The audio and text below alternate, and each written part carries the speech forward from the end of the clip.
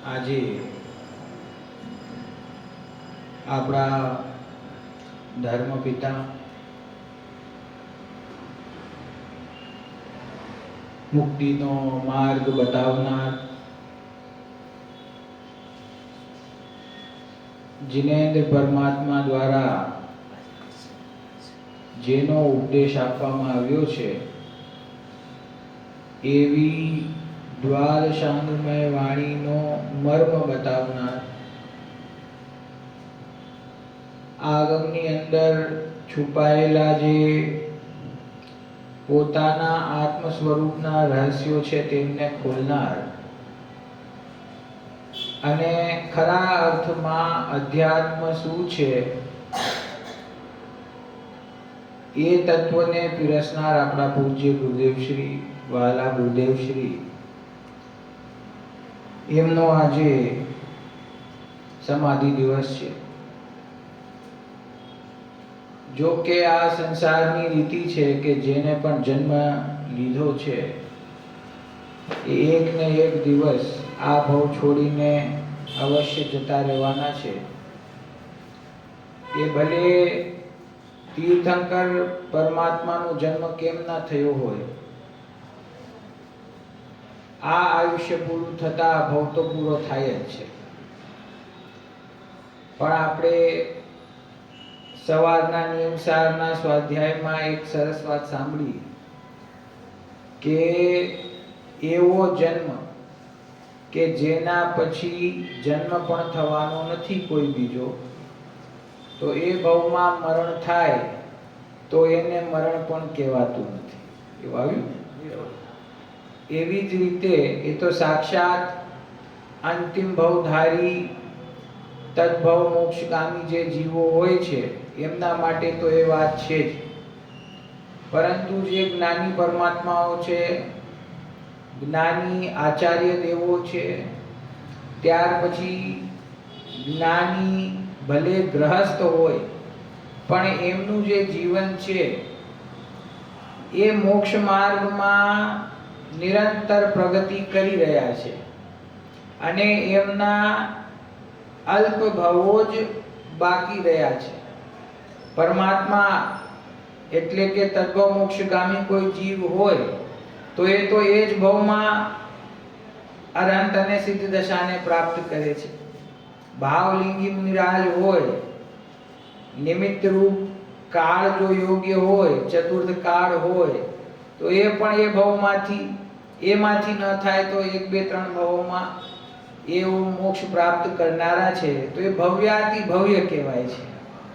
તેવી જ રીતે જ્ઞાનીઓ છે એ ભલે વર્તમાન ભવમાં ગ્રહસ્થ કેમ ના હોય, ભલે એમને કોઈ વ્રતાદિક ધારણ કર્યા હોય અથવા ન ધારણ કર્યા હોય, પરંતુ તેઓ મોક્ષ માર્ગમાં પ્રગતિ કરી રહ્યા છે અને ખૂબ વેગથી કરી રહ્યા છે અને બહુ જ અલ્પકાળમાં મુક્તિને પ્રાપ્ત કરનાર છે.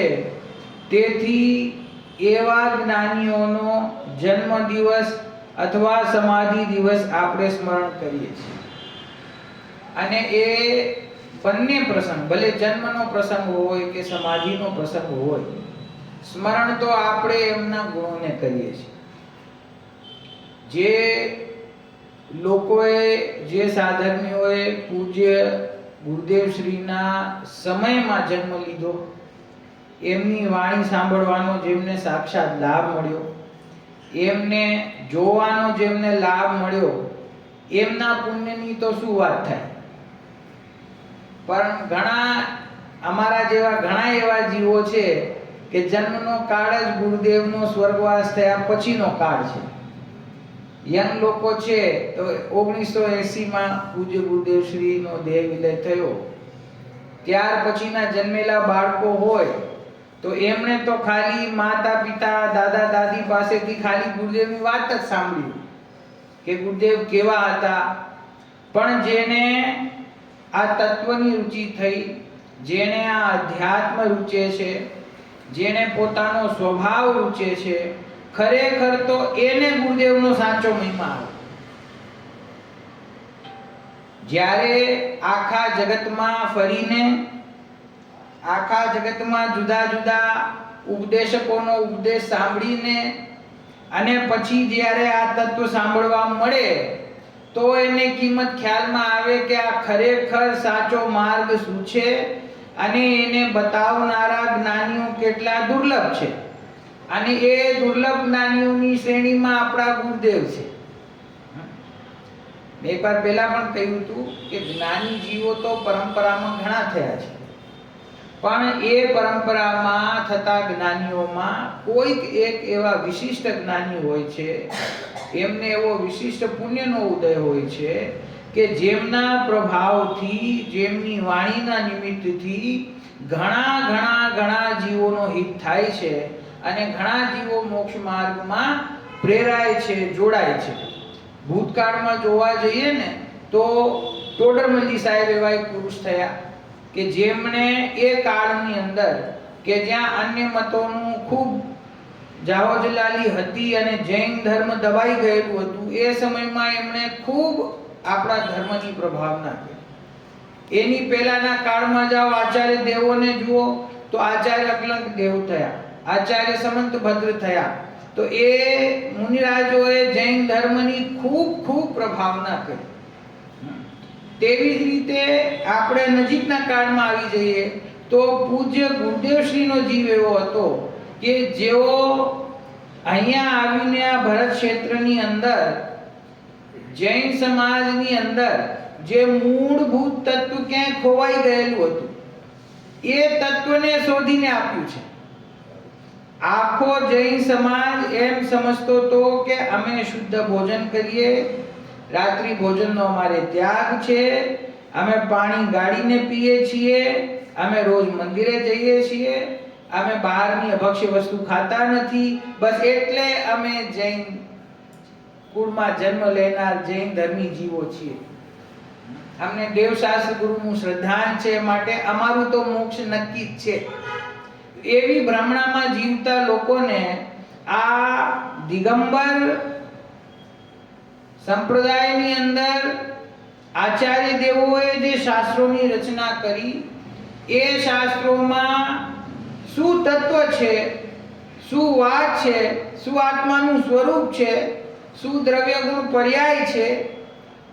આજે પૂજ્ય ગુરુદેવશ્રીના પહેલાનો કાળ તમે ક્યાંક પુસ્તકોમાં વાંચો ને, જન્મ તો નહોતો થયો, કદાચ તમારો પણ ના થયો હોય, 100 વર્ષ પહેલા, 150 વર્ષ પહેલા જે કાળ હતો એ કાળમાં 6 દ્રવ્ય, દ્રવ્ય ગુણ પર્યાય, નયો, શુદ્ધ નય, અશુદ્ધ નય, નિશ્ચય વ્યવહાર, આત્મા, સ્વ પરનું ભેદ વિજ્ઞાન, આ બધી જે પ્રયોજનભૂત ચર્ચા હતી એ પ્રયોજનભૂત ચર્ચા સાવ અદ્રશ્ય હતી. ખાલી શાસ્ત્રનો અભ્યાસ એટલે શું કે પુરુષોને તો કામમાંથી સમય ન મળતો હોય એટલે તો અભ્યાસ કરતા જ ના હોય. કોક ધર્મ પ્રેમી બહેનો હોય બે ચાર, મંદિરે આવે અને દર્શન કરીને પ્રથમાનું યોગનું કોઈ ગ્રંથ જે કબાટમાં રાખેલું હોય એને ખોલે અને 4-6 પાના રોજ વાંચે. પદ્મ પુરાણ, આદિ પુરાણ, સમજી ગયા, પુરાણનો અભ્યાસ કરે અને એને કહેવાય કે અમે 15 મિનિટ સ્વાધ્યાય કરી. વિદ્વાનો જે એ સમયના હતા એ વિદ્વાન કોણ કહેવાતા કે જેમને બીજા કરતા વધારે કર્ણાનુયોગનું જ્ઞાન હતું. કે સામાન્ય જીવોને તો કર્ણાનુયોગની સૂક્ષ્મ વાત પકડાય નહીં. ગુણસ્થાનની ચર્ચા, માર્ગના સ્થાનની ચર્ચા, 3 લોકની ચર્ચા, કર્મના ભેદોની ચર્ચા, તો એ ચર્ચા જેને શાસ્ત્રના અભ્યાસથી પકડમાં આવી ગઈ હતી એ જ વિદ્વાનો હતા. પરંતુ આ આત્મા શું, એ કેમ અનાદિકાળથી દુખી છે, મિથ્યાત્વના કારણે દુખી છે અને મિથ્યાત્વના અભાવથી સુખી થાય, અને એને એ દ્રષ્ટિના વિષયભૂત ભગવાન આત્માનું સ્વરૂપ શું અને એને પ્રાપ્ત કરવાનો ઉપાય શું, એની કોઈ ચર્ચા જ ન. આ છે ને, આપણને આઝાદી માટે જેમ નથી કહેતા કે જે નવા બાળકોનો જન્મ થયો છે એ એમને આઝાદીની કિંમત ન આવે. આઝાદી લેવા માટે કેટલા લોકોએ પોતાનું બલિદાન આપ્યું, કેટલી યુવા ઉંમરના લોકો આંદોલનોમાં જોડાતા, કેટલા લોકો ઉપવાસ કરતા, કેટલા લોકો ગાંધીજી જોડે જોડાયા, કોઈ બીજા જોડે જોડાયો, પણ એ લોકોએ જે મહેનત કરી, બલિદાન આપ્યું, એના ફળ સ્વરૂપે આજે આઝાદી આપણી પાસે છે. એની કિંમત નથી. નવા લોકોને ખબર જ નથી કે 22-25 વર્ષના યુવાનો આઝાદી માટે કેવી રીતે ફાંસી ઉપર ચડી જતા, કેવી રીતે અંગ્રેજો 1 સેકન્ડમાં ગોળી મારી દેતા. એની કિંમત અત્યારે ના આવે. એવી જ રીતે આ તત્વ છે એ જે મોક્ષનો ખરેખર સાચો માર્ગ છે, જે મોક્ષનો એકમાત્ર માર્ગ છે, જે માર્ગ છુપાયેલો હતો, એ માર્ગ વર્તમાન ભવમાં અન્ય સંપ્રદાયમાં જન્મ લઈને પછી સર્વ પોતાનું માન સન્માન છોડીને, સમજી ગયા, પોતાનું પ્રભુત્વ છોડીને એક સામાન્ય શ્રાવક બનીને અને પછી આ ગ્રંથોનો અભ્યાસ કરવો, એ ગ્રંથોના સૂક્ષ્મ મર્મ છે એને સમજવા અને પછી એને અન્ય જીવોને, એટલે કે આ જેમના શાસ્ત્રો છે એમને જ સમજાવવા. અને 1, 2, 4, 10, 5,000 નહીં પણ લાખો લોકોને આ માર્ગમાં જોડવા. એ કેટલો અઘરો માર્ગ છે પ્રભાવનાનો, એ કોઈને જેની કિંમત ના આવે. ગુરુદેવની જો પૂર્વ ભવેથી સંસ્કાર લઈને આવ્યા અને એના કારણે એમનું જ્ઞાન હતું એમ કેવું બહુ સહેલું છે. ખરેખર તો વર્તમાન ભવમાં 4થી કે 6ઠી કક્ષા સુધી ભણેલો બાલક કેવી રીતે આગળ વધીને આટલા શાસ્ત્રોનો સંસ્કૃત પ્રાકૃતમાં અભ્યાસ કરે, એના અનુવાદને સમજે, એના અનુવાદ કરાવે, એમની આજ્ઞાથી શાસ્ત્રો છપાય અને એનો મર્મ બધાને ખ્યાલમાં આવે, એમનો કપરો પુરુષાર્થ હતો. અને એ પુરુષાર્થનું ફળ છે કે આજે આ સહજતાથી આ દ્રવ્ય કર્મ, ભાવ કર્મ, નો કર્મથી ભિન્ન ભગવાન આત્મા આપણે ગળે ઉતરી જાય છે. એ આ પૂજ્ય ગુરુદેવ શ્રીએ કરેલું જે પુરુષાર્થ છે એનું ફળ છે. જો એક આખા પ્રવાહમાંથી, જ્ઞાનીઓના પ્રવાહમાંથી ગુરુદેવને તમે બાદમાં મૂકી દો તો એની પૂર્વના જે જ્ઞાનીઓ અથવા વિદ્વાનો થયા એમાંથી ઘણાની તો ભાષા તમને સમજાય, ઘણા એ શું કહેવા માંગે છે એને કવિતામાં લખેલું હોય, કાવ્ય લખેલું હોય, એ જુદા પ્રદેશના હોય, એની ભાષા જુદી હોય, એ આપણને ખ્યાલમાં આવે ને. અચ્છા, કોઈને જરૂરી નથી કે બધા જ્ઞાનીઓને એવો ભાવ આવ્યો હોય કે મારે આ બધા જીવોને આ માર્ગ સમજાવવો છે. કોઈ તો પોતાનું હિત કરીને અને આ ભવમાંથી જતા રહે. કોઈએ સમજો શાસ્ત્રની રચના કે કોઈ ગ્રંથોની રચના કરી, પણ તો કોઈએ કદાચ 10 પાનાની ચોપડી કે 20 પાનાની ચોપડી કે કોઈએ, સમજી ગયા, 1 પુસ્તક કે 2 પુસ્તક લખ્યા હોય તો એમાંથી પણ જીવો છે એ પોતાના હિતની પ્રાપ્તિ કરવી એમના માટે અઘરી થઈ જાય. આ તો ગુરુદેવનો 45 વર્ષનો સ્વાધ્યાય દિવસમાં 3 વાર થાય. આજે આપણી પાસે 9000 પ્રવચન છે. એક વિષયનો ગંભીરતાથી, બધી અપેક્ષાઓથી, ન્યાયથી, આગમથી, યુક્તિથી, પ્રમાણથી, નયથી પૂજ્ય ગુરુદેવે જે એનો વિસ્તાર કર્યો છે એનો મહિમા છે ને અત્યારે આવતો નથી આપણને. કારણ કે આ બહુ સરળતાથી મળી ગયું ને. જો એક ખાલી ગુરુદેવને બાદ કરો ને તો તમને ખ્યાલ આવે કે આ ગ્રંથો સમજવા કેટલા અઘરા છે.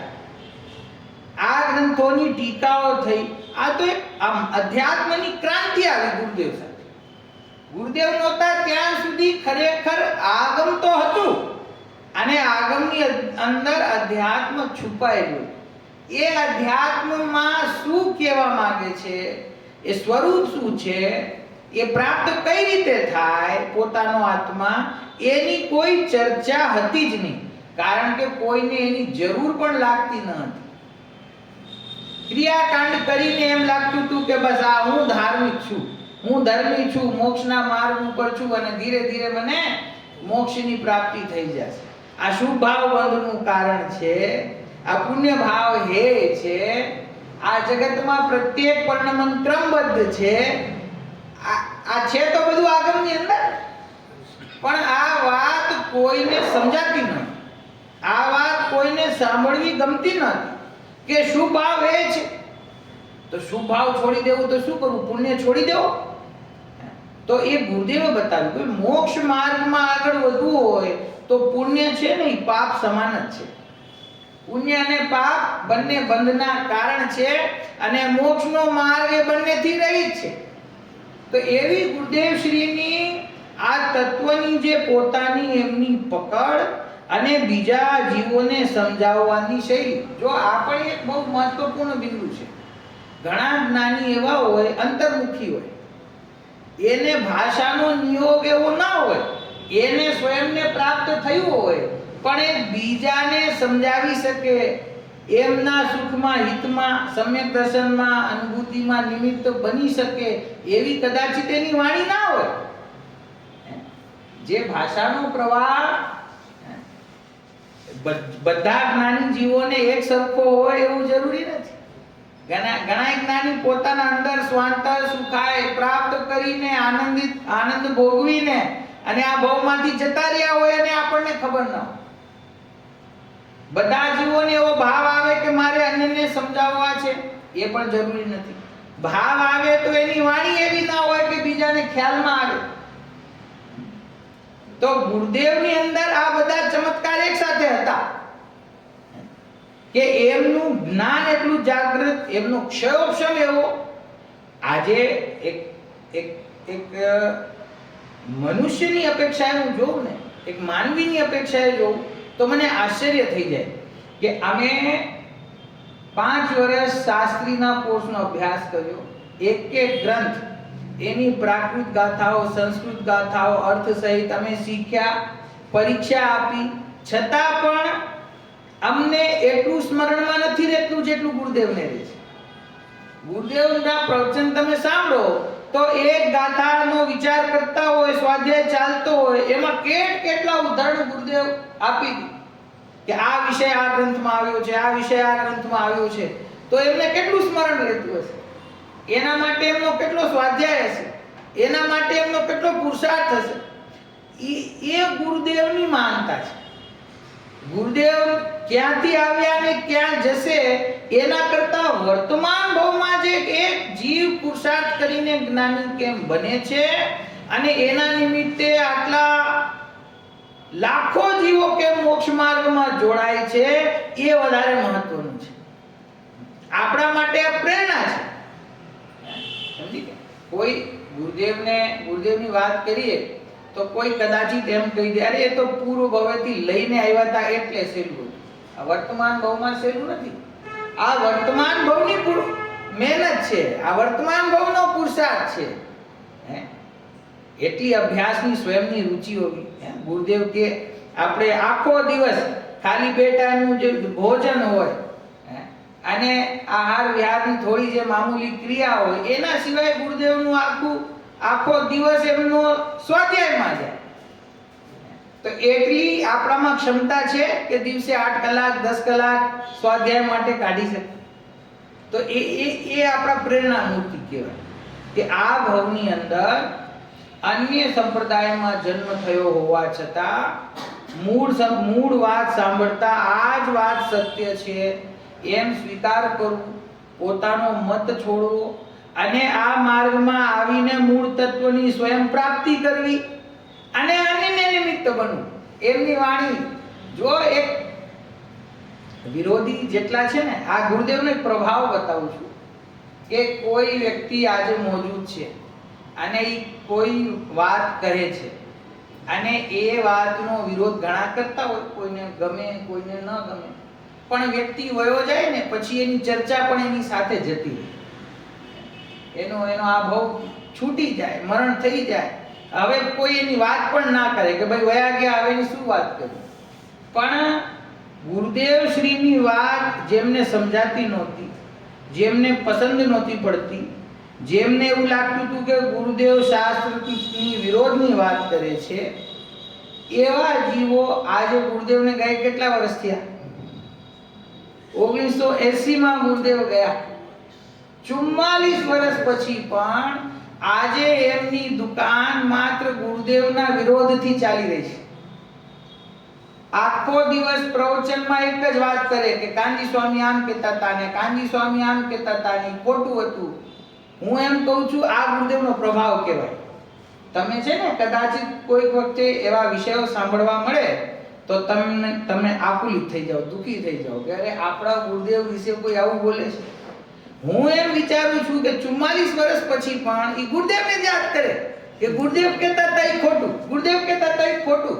તો એ પુરુષની વાતમાં એટલી તાકાત હતી કે આજે 44 વર્ષ થયા પછી વિરોધ કરે છે તો એના માનનારા વધે છે, કોઈ ઘટતા નથી. અમે જુદી જુદી જગ્યાએ જતા હોઈએ, જુદા જુદા લોકોને સમાજમાં મળતા હોઈએ તો આજ સુધી અમને એવા જીવો મળ્યા છે કે અમે તો પહેલા આ માર્ગમાં હતા જ નહીં, અમને તો આમાં કઈ ખબર પડતી જ ન હતી. પછી એકવાર ક્યાંકથી કોઈ અમને જબરદસ્તી ગુરુદેવનું પુસ્તક આપ્યું, અમે વાંચ્યું, ત્યાંથી અમે જોડાયા. અમે ગુરુદેવની વાણી એકવાર સાંભળી, ત્યાંથી અમે જોડાયા. નાયરોબી જાઉં ને તો એક પરિવાર છે આપણા, હરીશભાઈ છે, તો એમને મને વાત કરી ઈ કે હું તો છે ને મંદિરની અંદર પગ નહોતો મૂકતો, ખાલી મારી પત્નીને મૂકવા જાઉં તો બહાર કારમાં મૂકી આવું, એને જવું હોય એ ટાઈમે મૂકી આવું ને પાછી આવે એટલે એને લેવા જાઉં. એમ કરતા કરતા કે એક દિવસ એને અંદર વાર લાગીને બહાર ના આવી તો હું એને અંદર બોલાવવા વયો ગયો. અંદર બોલાવવા વયો ગયો તો ગુરુદેવનું પ્રવચન ચાલતું હતું તો 5 મિનિટ એમાં હું બેસી ગયો. તો બેસી ગયો તો એ કે ત્યારથી એવી રુચિ લાગી આજ સુધી આ માર્ગમાં જ છે. તો આ ગુરુદેવના તત્વની, એમની સહજતાની, એમની સરળતાની આ શક્તિ છે કે જે લોકો આ માર્ગમાં આવ્યા એ આમાં જ જોડાઈને રહી ગયા, પછી એને બીજે ક્યાંય આ વાત મળી નથી, છે ને. તો એ આ પુરુષની મહાનતા છે. એવા પુરુષ આપણા જીવનમાં આવ્યા. કોઈકને પ્રત્યક્ષ એમનો લાભ મળ્યો, કોઈને એમનો પ્રત્યક્ષ કદાચિત લાભ ન મળ્યો હોય, ઉંમર નાની હોય તો ન મળ્યો હોય, પણ એ ગુરુદેવની વાણી આપણી પાસે છે, ગુરુદેવનું તત્વ આપણી પાસે છે. પુસ્તકાકારે પણ બધા પ્રવચન આવી ગયા, વાણી તો છે જ, એના જુદી જુદી ભાષાઓમાં અનુવાદ થતા જાય છે, હિન્દીમાં, ગુજરાતીમાં, અંગ્રેજીમાં. છોકરાઓને, યુવાઓને જે ભાષામાં જોઈએ એ ભાષામાં તત્વ ઉપલબ્ધ છે. તો આમાં હવે શું ઘટે છે? હું તો દરેક પ્રસંગમાં છેલ્લે 2 મિનિટ વધે એટલે અહીંયા જ આવી જાઉં કે આ વાત ગુરુદેવની તો આપણે કરી, પણ ગુરુદેવે આપણને જે તત્વ આપ્યું અને સર્વ સુલભતા આપણી પાસે અત્યારે છે, કોઈ એવી પ્રતિકૂળતા નથી કે આનો અભ્યાસ ન થઈ શકે, છે ને. સર્વ સુગમતા છે. અત્યારે કર્મના ઉદયનો પ્રવાહ મંદ ચાલી રહ્યો છે. મોક્ષમાર્ગ પ્રકાશકમાં ઉદાહરણ હતું પ્રારંભમાં નદીનું કે આ નદીના એક કિનારા ઉપર કોઈ વ્યક્તિ છે અને નદીમાં પૂર આવ્યું છે તો શું કરવું? બીજી બાજુ જવું હોય તો તેજ પ્રવાહમાં પાણીમાં ઉતરી જાય તો ડૂબી જાય, તણાઈ જાય. તો કોઈએ સમજાવ્યું કે ભાઈ આટલા તેજ પ્રવાહમાં આમાં ન જવાય, આ જ્યારે થોડું ઓછું થઈ જાય ને પ્રવાહ પછી આને ક્રોસ કરવું, નહીં તો આમાં તમે ડૂબી જશો. તો બેસી ગયો શાંતિથી. તો 10 કલાક થઈ, 15 કલાક થઈ, 20 કલાક થઈ, પ્રવાહ ઉતરી ગયો. ઉતરી ગયો એટલો ઉતરી ગયો કે ખાલી આટલા જ પગ ડૂબે પાણીમાં, આરામથી જવાય એવું છે. પણ હજી એમ વિચાર કરે છે કે ના, આ સુકાઈ જશે ને ત્યારે હું નીકળીશ. તો કહે છે કે જેમ નદીમાં સદાય પૂર નથી રહેતું, એમ એ પૂરનો પ્રવાહ જ્યાં ઓછો થયો છે ને એ પણ સદાકાળ નથી રહેતો, ફરીથી વધશે. તો આટલું થોડું રહ્યું છે ને એ બરાબર સમય છે. આ સમયે તમારે નદી પાર કરવી હોય તો થાય, બરાબર. તો આપણને અત્યારે કર્મનો જે પ્રવાહ છે નદીનો એ તીવ્ર છે કે મંદ છે? તીવ્ર હોય ને તો 2 ટાઈમનું ભોજન એ ન મળે. તીવ્ર હોય તો માથા ઉપર છત ના હોય. તીવ્ર હોત ને તો અત્યારે તમે યુક્રેનમાં બેઠા હોય, ક્યારે માથા ઉપર મિસાઇલ આવશે તમને ખબર ના હોય. સમજી ગયા? આપણને પ્રતિકૂળતા હશે થોડી ઘણી બધાને જીવનમાં. કોઈકને અમુક રોગ હશે, કોઈકને બીજી તકલીફ, કોઈને આર્થિક તકલીફ, બધી પ્રકારની તકલીફ હોય. એ બધી તકલીફો છે એ પ્રવાહ કેવો કહેવાય કર્મનો મન. હવે એમ વિચાર કરે કે ના, હજી અનુકૂળતા થશે તો હું તત્વનો વિચાર કરીશ, તો હું અભ્યાસ કરીશ. તો આ જે કર્મનો પ્રવાહ મંદ થયો છે ને, એ હંમેશા એવો મંદ નહીં રહે. જો આ કાળમાં આટલા સમયમાં આ નદી પાર કરીને અને મોક્ષની પ્રાપ્તિ નથી કરી તો ફરીથી પ્રવાહ વધી જશે. આ સંગની પંચેન્દ્રિય પણ છૂટી જશે. એક ઇન્દ્રિય, બે ઇન્દ્રિય, ત્રણ ઇન્દ્રિયમાં જન્મ થઈ જશે. આ મનુષ્ય ભાવ રહી જશે. તો પછી કેવી રીતે થશે? એક ઇન્દ્રિયનો જન્મ અને આ અત્યારનો જન્મ, એમાં કેમાં કર્મનો પ્રવાહ તીવ્ર છે? તો કામ ક્યારે કરવાનું છે? અત્યારે.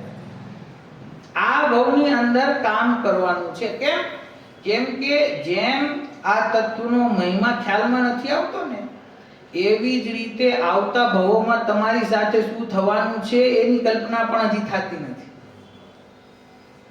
આગળ જઈને શું થશે, આ ભવ છૂટશે પછી ક્યાં જન્મ લેશે, એની કલ્પના અત્યારે કોઈ આપણને અવધિજ્ઞાની મુનિરાજ કહી જાય ને કે આવતા ભવે શું થવાનું છે, તો ખબર પડે કે આત્માની વિરાધનાનું ફળ શું છે.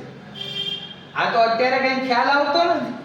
મજામાં જીવન વીતે છે, ધર્મની વાત સાંભળીએ છીએ અને એમ કરતા કરતા આ જીવન નીકળી જશે. પછી ક્યાં જશે? જો તિરેજ ગતિમાં ન જવું હોય, જો આ સંસારમાં ન રખડવું હોય, તો આપણે આ ભાવમાં જ આપણું કામ કરવું રહે. અને એના માટે જે કઈ જરૂરી પ્રયોજનભૂત તત્વની વાત છે, એનું સ્વરૂપ છે, એ આપણા ગુરુદેવે આપણને બતાવ્યું છે. એ સ્વરૂપનો સ્વીકાર કરી દેવ શાસ્ત્ર ગુરુ પરથી પણ દ્રષ્ટિ હટાવવાની અહીંયા વાત છે. જે ગુરુદેવ આપણને તત્વ આપે છે ને, એ ગુરુદેવ પરથી દ્રષ્ટિ હટાવીને પોતાના સ્વરૂપમાં લઈ જવાની છે. તો ગુરુદેવનો સાચો શિષ્ય કહેવાય. સમજી ગયા? ગુરુદેવની ભક્તિ કરે અને એમ સમજે હું શિષ્ય છું, તો ઠીક છે, પણ ગુરુદેવે જે તત્વ આપ્યું એ માર્ગે ચાલીને પોતાના આત્માને પ્રાપ્ત કરે તો ગુરુદેવ સ્વર્ગમાંથી પ્રસન્ન થાય કે આ એક સાચો શિષ્ય નીકળ્યો કે જેણે આ કામ કર્યું. બરાબર?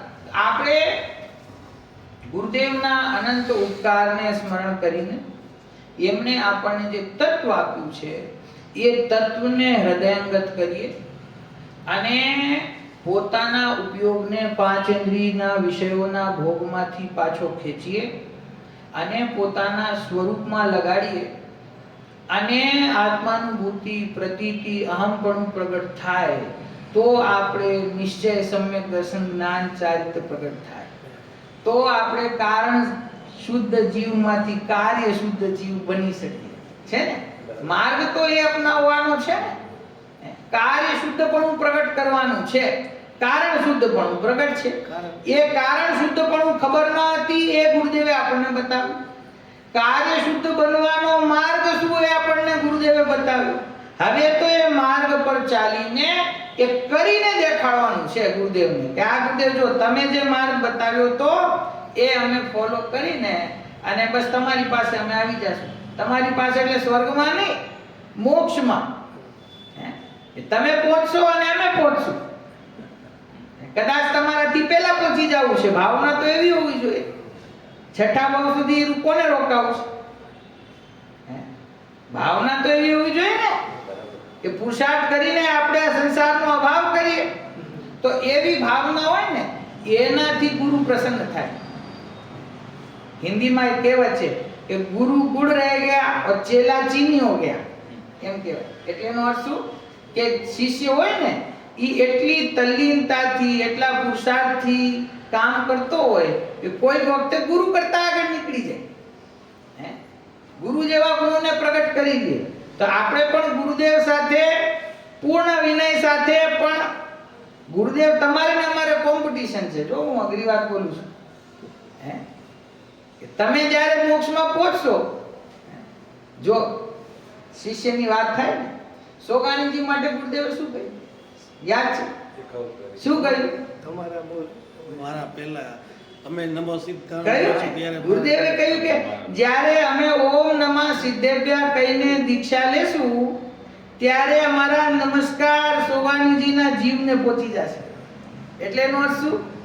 અમારી પહેલા સિદ્ધ દશાને પ્રાપ્ત કરી લેશે તો એનું નામ શિષ્ય છે, અને એ શિષ્યને આપણે યાદ કરીએ છીએ ને આજ સુધી, એવું જ શિષ્ય બનવાનું છે કે ગુરુદેવ તમે જે માર્ગ બતાવ્યો એમાં આગળ વધવામાં અમે તમારી પણ રાહ નહીં જોઈએ, બીજાની તો ઠીક છે, તમારી પણ રાહ નહીં જોઈએ, વહેલી તકે અમારે આમાં વયું જવું. યુગલજીએ લખ્યું, પ્રભુ તેરે મેરે અંતર કો અવિલંબ નિરંતર સે ભર દો. સિદ્ધ પૂજન, યુગલજી સાહેબની છે ને સિદ્ધ પૂજન. પ્રભુ તેરે મેરે અંતર કો અવિલંબ નિરંતર સે ભર દો. કે તમારામાં ને મારામાં જે કાંઈ ફેર છે, દ્રવ્ય દ્રષ્ટિએ તો તમે અને અમે સમાન છીએ, પણ જે ફેર બાકી રહી ગયો છે પર્યાય દ્રષ્ટિએ, એ પણ અમારી ભાવના એવી છે, વહેલામાં વહેલી તકે આ ડિફરન્સ છે એ નીકળી જાય ભક્તનો ને ભગવાનનો, અને અમે પણ તમારી જેમ સિદ્ધ દશાને પ્રાપ્ત કરીએ એવી ભાવના છે. ફરીથી સમય થઈ ગયો છે, આપણે આજના દિવસે પૂજ્ય ગુરુદેવ શ્રીના જીવનને યાદ કરીએ, એમના પુરુષાર્થને યાદ કરીએ, એમના તત્વનું સ્મરણ કરીએ, એમના જીવનની સરળતાને યાદ કરીએ કે વિરોધીઓને પણ કોઈ દિવસ દ્વેષ ભાવથી, ઘૃણા ભાવથી, ક્રોધ ભાવથી જેને જોયા નથી, વિરોધ કરનારાઓને પણ ભૂલેલા ભગવાન કહેતા, એવા ગુરુદેવથી આપણે એ બધા લૌકિક અને પારલૌકિક એ બધા ગુણો આપણે એમની પાસેથી ગ્રહણ કરીએ તો ખરેખર ગુરુદેવના સાચા શિષ્ય કહેવાઈએ. એમના માર્ગે ચાલીને આપણે પણ સ્વભાવની પ્રાપ્તિ કરીને શીઘ્ર અતિ શીઘ્ર સિદ્ધ દશાની પ્રાપ્તિ કરીએ એ ભાવનાથી અત્યારની વાત.